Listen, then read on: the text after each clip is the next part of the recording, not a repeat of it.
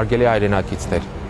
Արցախի ժողովրդի հավաքական, անվտանգ եւ արժանապատիվ վերադարձի իրավունքը անառարկելի է եւ անօտարելի։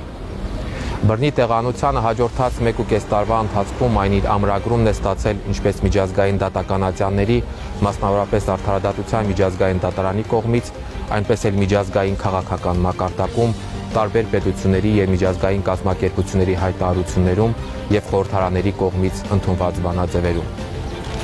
Սակայն իրավունքը մնում է թղթի վրա, եթե բացակայում է այն պատշաճ կերպով պաշտպանելու, առաջ մղելու հանձնառությունը, համարձակությունը եւ պատրաստակամությունը։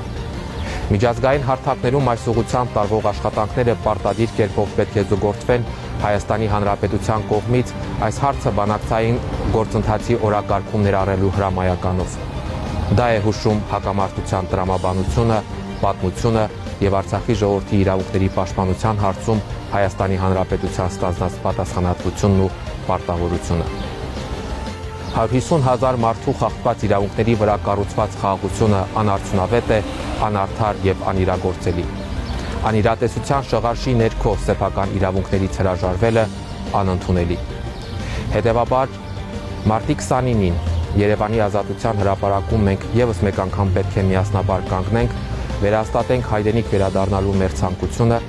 եւ պահանջենք Հայաստանի Հանրապետությունից եւ միջազգային հանրությունից պատշաճ քայլեր ձեռնարկել մեր խախտված իրավունքները վերականգնելու ուղղությամբ։ Մասնակցիր արցախցիների իրավունքների պաշտպանության հանրահավաքին